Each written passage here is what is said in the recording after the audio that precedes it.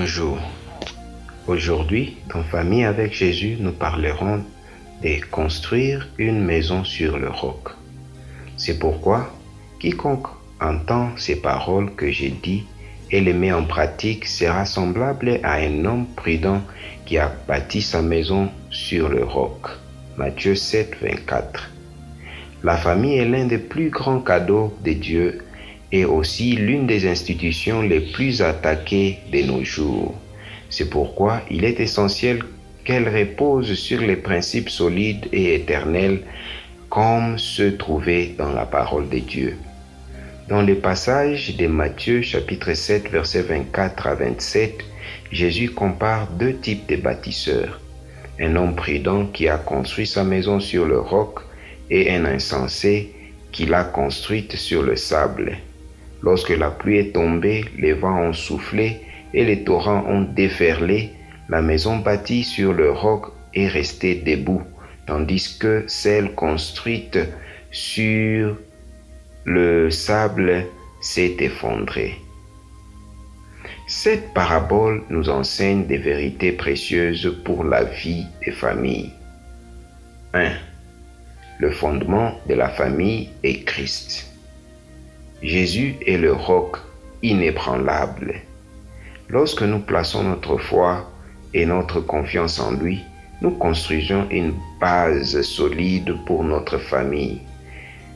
Cela signifie vivre selon les valeurs bibliques, amour, respect, pardon et engagement. Car personne ne peut poser un autre fondement que celui qui a été posé, savoir Jésus-Christ. 1 Corinthiens chapitre 3 verset 11. 2. Mettre la parole en pratique est essentiel. Il ne suffit pas d'écouter les enseignements de Jésus, il faut les vivre au quotidien. Une famille qui prie ensemble, lit la Bible et applique les principes divins sera capable de faire face aux défis avec sagesse et unité.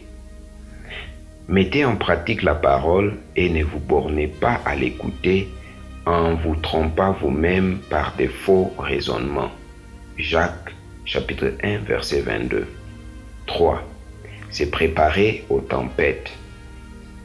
Les tempêtes représentent les difficultés et les crises qui surviennent inévitablement dans la vie. Conflits, problèmes financiers, maladies, etc. Une famille ancrée dans la parole de Dieu affrontera des adversités avec foi et persévérance, restant ferme même dans les moments difficiles. Dieu est pour nous un refuge et un appui, un secours qui ne manque jamais dans la détresse. Psaume 46, verset 1. 4. Unité et amour comme piliers. Au-delà du fondement, une famille a besoin de piliers solides. Dans la famille, ces piliers sont l'amour, le pardon et l'unité. L'amour véritable basé sur 1 Corinthiens 13 est patient, bienveillant et ne cherche pas son propre intérêt. Une famille qui vit cet amour reflète le caractère de Dieu. Mais par-dessus toutes ces choses, revêtez-vous de la charité qui est le lien de la perfection. Colossiens 3, 14. Construire une maison sur le roc est un choix quotidien. Cela demande dévouement, prière et soumission à Dieu. En agissant ainsi, nous garantissons que notre famille sera un témoignage vivant de la grâce et de la puissance de Dieu, restant solide même face aux plus grandes tempêtes. Que chacun de nous choisisse d'être comme cet homme prudent, bâtissant sa maison sur le fondement inébranlable qu'est le Christ.